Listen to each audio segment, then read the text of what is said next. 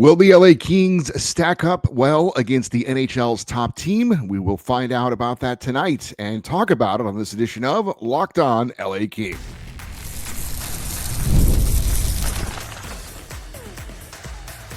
You are Locked On Kings, your daily podcast on the Los Angeles Kings, part of the Locked On Podcast Network, your team every day.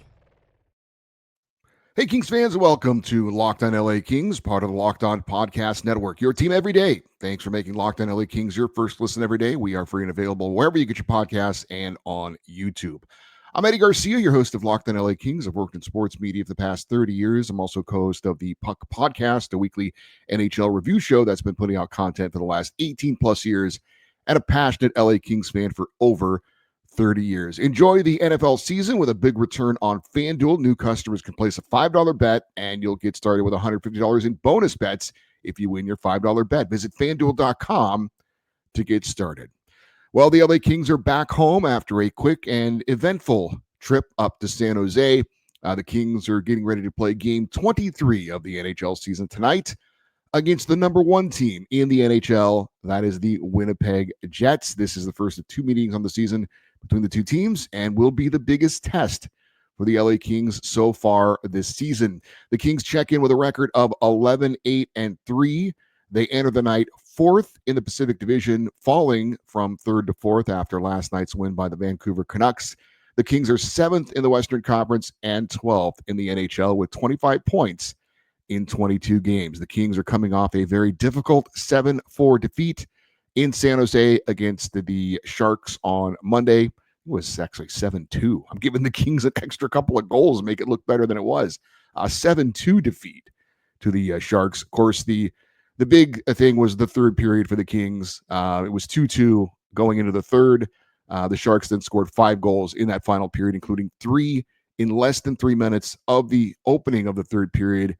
And that was that. The Kings are 6-2-1 at home this season as they take on the Winnipeg Jets. Tonight's opponent is 18-4-0 on this NHL season so far. They are number one in the Central Division, number one in the Western Conference, and number one in the NHL with 36 points in 22 games. Winnipeg started the season on an 8-game winning streak. They then suffered their first loss of the year and then followed up that loss with a 7-game winning streak. Keep in mind the Kings haven't won 3 in a row all season, but lately the Jets have been at least mortal. They are 3-3 in their last 6 games. Their last game was a victory on Monday in Minnesota against the Wild. 4-1 was the final. The Jets are 6-3 on the road this season. The Kings are led by captain Anze Kopitar with 25 points. Adrian Kempe is the only other Kings player that has 20 or more points. He has 21. Kempe also leads the team in goals with 10. He's the only King in double digits in goals at this point. Alex Laferriere is right there with 9. The Jets are led by Kyle Connor in points and goals. He has 27 points and 13 goals. That is tied for 6th in the NHL in goal scoring. He's one of 4 different Winnipeg players with 20 or more points, along with Mark Scheifele, Nikolai Ehlers, and defenseman Josh Morrissey. 2 Jets players have hit double digits in goals. Connor and Scheifele each have 12. Ehlers and Nino Niederreiter each have 9 goals on the season. Kings are expected to once again start David Rittich in net as he continues to play with Darcy Kemper injured. No update, by the way, on Kemper, but I'm guessing he would be back probably soon as far as early December, but we'll see. Obviously, David Rittich had been playing extremely well lately, but looking to bounce back from allowing 7 goals in his last start in San Jose. But as was pointed out on Tuesday's show, a lot of those goals not really on David Rittich. On the season, Rittich is 7-6 in 13 games. He's got a 2.65 goals against average and an .883 save percentage. But on home ice, David Rittich has been exceptional so far this year. 4-1 record, 1.41 goals against average, and a .936 save percentage. Hopefully he can duplicate some of those numbers tonight against the Jets. As for Winnipeg's netminder, he is arguably the top goalie in the NHL. He is the reigning Vezina Trophy winner, and that is Connor Hellebuyck. He leads the NHL in wins with 15. He has a .929 save percentage. That is number one in the NHL. He has a 2.06 goals against average. That is number one among goalies that have started at least 10 or more games. This season, in his last game, he allowed just one goal on 44 shots against in a win over Minnesota. Checking the matchup by the numbers, team-wise, the Kings check in 17th in the NHL in goals scored per game. They're averaging 2.95 goals per game. Winnipeg is number 2 in the NHL, averaging 4.05 goals per game. Kings are 12th in the NHL in allowing goals per game at 2.86. The Jets are number 1 in the league. They're allowing 2.46 goals per game. The Kings' power play is 28th in the NHL out of 32 teams, operating at 15.1%. Winnipeg, number 1 in the NHL in the power play, 33.9%. LA, 13th in the league on the penalty kill, 79.5%. The Jets are 18th in the NHL at 76.6%. So my big question going into this game, pretty simple one. How will the Kings respond to an embarrassing loss and third period collapse in their last game as they take a huge step up in competition, playing one of the worst teams in the league in San Jose, and now taking on the number 1 team in the NHL, the Winnipeg Jets? Will the Kings rise up and meet the challenge and at least play 3 solid periods of at least close hockey against the top team in the NHL? Well, as for the keys to victory for the Kings, I think it's pretty simple on a number of levels, but I think number 1 is stay out of the penalty box. They are facing the number 1 power play in the league. Don't even give it a chance to score by committing as few penalties as possible. It may not be realistic to ask the Kings to stay completely out of the penalty box, but I would say 3 or less penalties would be at least required. Maybe 1 penalty per period. Certainly don't take them at bad times as well, if that's possible. But again, stay out of the box, I think, is a big key. The Kings have been good on the penalty kill, but best to just stay out of the penalty box. Get to the net. Connor Hellebuyck is a great goaltender for Winnipeg. Obviously, we told you his numbers. We told you his accomplishments. But it doesn't matter how good you are as a goaltender. If you can't see the puck, you can't stop it. He, like any goaltender, is vulnerable to deflections. So go to the net as much as you can. Shots on goal, not wide of the net, shots on goal. I know it's tempting to, when you take on a great goalie, think I have to be perfect. I have to put it in the most perfect position. Maybe so, but I think it's certainly a better mindset to have to just get pucks on net, get bodies in front, screen the goaltender, get deflections. That's probably the best and easiest way, if easy is the right word to use, to score on a great goaltender in Connor Hellebuyck. And take advantage of your chances. The Kings may not get many grade A opportunities in this game tonight, but if they do, they have to at least get a good shot on goal and make Connor Hellebuyck make the save. If you get a breakaway, if you get a 2-on-1, you have to execute and you have to convert on those opportunities. If you miss golden chances to score against a really good team, you are not going to win. So the Kings have proven, unfortunately, that they can lose to any team. They lost the Sharks twice this year. They've done it twice. Can they prove that they can compete with the best of the best in the NHL? That is the challenge tonight for the LA Kings. They've got a couple of nice wins this year, Vegas, Minnesota, but this would be the biggest win of them all if the Kings can pull out a victory, and certainly would be ironic if they could do it after such a disappointing performance in their previous game. But it is the next game. Time to turn the page. Great opportunity for the Kings. Let's see what they got tonight against the top team in the NHL, the Winnipeg Jets. So which Kings players are in the spotlight tonight? We will touch on that next here on Locked On LA Kings, your team every day. Hey, if you're a renter, I'd start taking advantage of Built if I were you. Here's the thing. We earn points on groceries, travel, and practically everything else we buy, but we should be earning points on rent, one of our biggest monthly expenses. Built changed the game by letting renters earn high-value points on rent and around their neighborhood. One of the biggest investments you get, more than the roof over your head. Let me explain. There is no cost to join Built, and as a member, you'll earn valuable points on rent and on your everyday spending. Built points can be transferred to your favorite hotel and airlines, and even the ones you haven't heard of. There are over 500 airlines and 700,000 hotels and properties around the world you can redeem with your built points or towards your built points. So if you are not earning points on rent, my question is, why not? Start earning points on rent you're already paying by going to joinbuilt.com/lockedonnhl. That's join, JOIN, built, BILT.com/lockedonnhl. Make sure you use the URL so you know who sent you. Joinbuilt.com/lockedonnhl to start earning points on your rent payments today. And also, those of us that live in LA, very lucky to have the opportunity to go to so many live events, sports, of course, Kings, Lakers, Clippers going on right now, and much more. But it's not just about sports, also about theater events, comedy shows, and of course, concerts too. And Gametime has tickets to whatever you are into. They have a new feature called Gametime Picks, which makes it easier to save more. The feature shows you the total up front. There's no surprise fees at checkout. You get a panoramic view of your seat before you buy, so you know exactly the view you're going to get, and you get the lowest price guaranteed, or Gametime will credit you 110% of the difference. Just download the Gametime app, create an account, and use the code LOCKEDONNHL for $20 off your first purchase. Terms apply. Again, create an account and redeem the code LOCKEDONNHL for $20 off. Download Gametime today. Last minute tickets, lowest price guaranteed.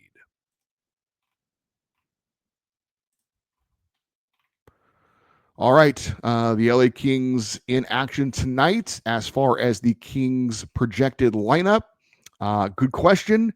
The last lineup we had for the LA Kings looked like this, if you're watching on the YouTube channel. Now, it started this way against the Sharks, but not surprisingly, it didn't finish this way. We did see a top line of Anze Kopitar, Alex Turcotte, and Adrian Kempe to start. However, Warren Foegele was moved off the third line and put up on the top line with Kempe and Kopitar. And I just saw a post on social media from Kings insider Zach Dooley that said in the morning skate, it was in fact Warren Foegele on the top line with Anze Kopitar and Adrian Kempe. So unofficially, what have we seen on the top line with Kopi and Juice? We've seen Alex Laferriere, we've seen Quentin Byfield, we've seen Alex Turcotte, we've seen Kevin Fiala. I think we saw Trevor Moore briefly, and I even think Akil Thomas and Andre Lee had a shot on that top line, at least for maybe a game. So Jim Miller continues to move players up on that wing, on that top line. Warren Foegele did look pretty good playing with Kempe and Kopitar against the Sharks, so he's apparently going to get the start again. At least that was the look that was put out there during the morning skate. I'll be interested to see if Samuel Helenius draws back into the lineup for the Kings, utilize that size and physical ability, and see Akil Thomas or Trevor Lewis come out of the lineup. We shall see about that, but I would not be surprised if we saw that going into tonight's game as well. As for players in the spotlight for the LA Kings tonight, obviously you start with the goaltender, David Rittich, coming off a very tough game for the veteran netminder. He has certainly been around the block. He's had tough games before, and as all goaltenders understand, you got to have a short memory. Tough game last game, leave it behind. It's on to the next game. More than any other position in hockey, the goaltender has to have that kind of a memory, kind of like a defensive back in football. You get beat for a touchdown, doesn't matter. You got to go play the next play. And you can't let the last play or the last game affect what is next for you. And I have no worries about that when it comes to David Rittich whatsoever. You might worry about that with a young goaltender possibly, but not David Rittich. He's a veteran. He will turn the page and he will move on. Again, he has been great at home this year, which is good news. Obviously tonight back home after that quick one-game trip up to San Jose, and he's going to need to be on top of his game for the Kings to be competitive against the top team in the NHL, the Winnipeg Jets tonight. Adrian Kempe still in the spotlight for the Kings. He has been their best player of late, certainly their hottest player right now. That needs to continue against Winnipeg. 9 points, 5 goals, 4 assists in his last 7 games. He is the Kings' best finisher. So we talked about getting those opportunities for the LA Kings. If they get them, hopefully Adrian Kempe can be one of the guys on the finishing end, because he knows how to put the puck in the net. Obviously very talented. 2 primary assists against the Sharks. So clearly he's also a guy who can use his speed and skill to set up teammates as well. Adrian Kempe needs to be a factor in tonight's game, as does his line mate, Anze Kopitar. Your best players have to be their best in your biggest games, and certainly the captain, your leading scorer, played in so many big games throughout his career, certainly bigger games than this in the Stanley Cup playoffs, but he knows what it takes to win big games. He knows what it takes to step up against big competition. Also needs to be a factor in tonight's game. Lead by example on both ends of the ice, play his solid all-around game that he normally does, and be a factor in the faceoff circle. I think faceoffs will be big tonight for the LA Kings to get a chance to at least start with a possession and kind of dictate more of the flow of the game against the Winnipeg Jets. Kevin Fiala, we must see good Kevin tonight, or at the very least, no appearances by bad Kevin. I feel like I'm talking about my dog or something, bad Kevin. No penalties from Kevin Fiala. No forced passes or bad turnovers that lead to scoring opportunities. But I think if the Kings are going to win, if we're talking about the Kings winning the game, I think we have to have good Kevin show up tonight. Be the dynamic player that he can be. Be the skilled player that he can be. Set up your teammates. Get off good shots. Put them on net. Put shots on net. We haven't seen really good Kevin a lot this year. I think we need to see him tonight for the Kings to get a win. And another guy we've talked about a lot as far as being present, being a factor, Quentin Byfield. Bring the energy. Fly around the ice.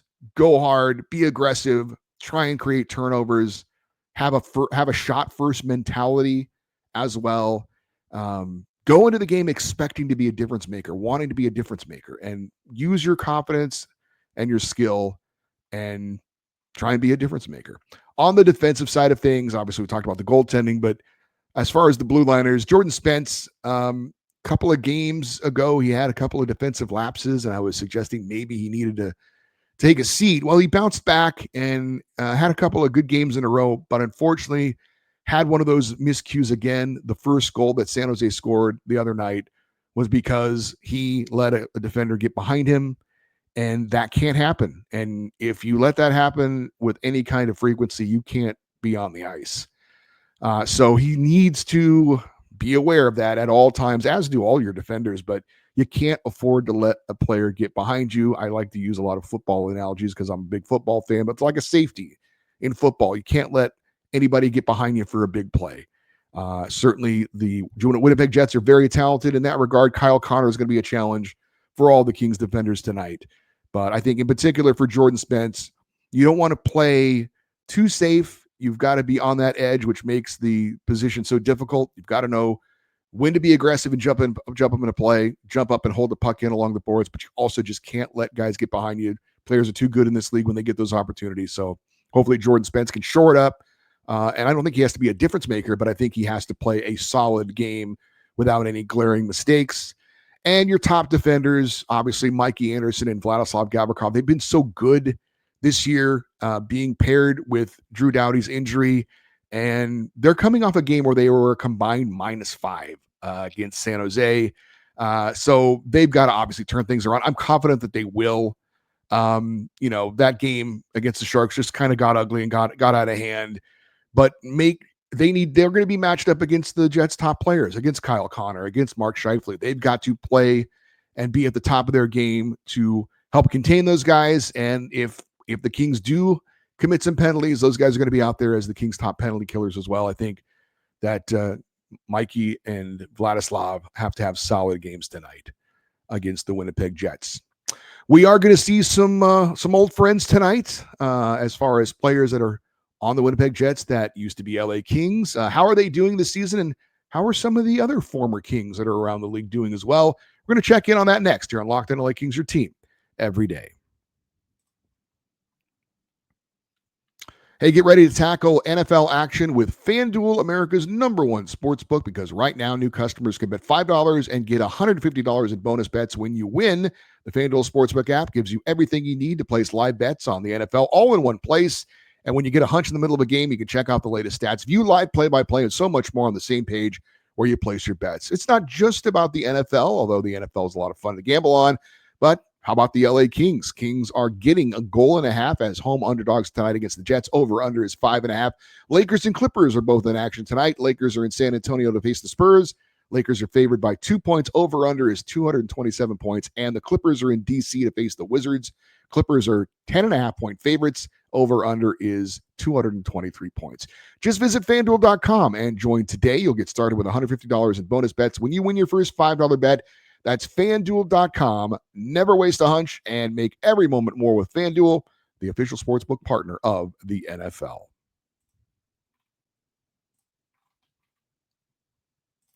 All right. Anytime the Kings play the Winnipeg Jets, it is hard not to think about the trade that went down between the two teams. Gabe Vilardi, Alex Iafallo, and Rasmus Kupari going to Winnipeg for Pierre-Luc Dubois.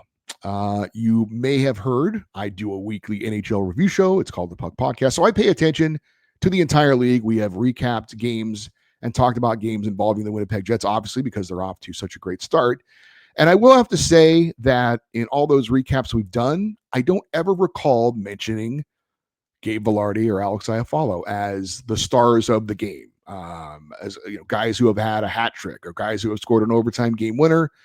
And if you look at the stats, and I'll be totally honest, I've only seen highlights of the Jets. This will be my first opportunity to witness a full Winnipeg Jets game tonight, which I'm interested in doing.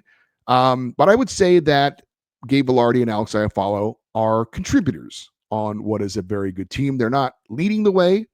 Now, Vilardi is a respectable 6th on the team in points. He has 16 on the season.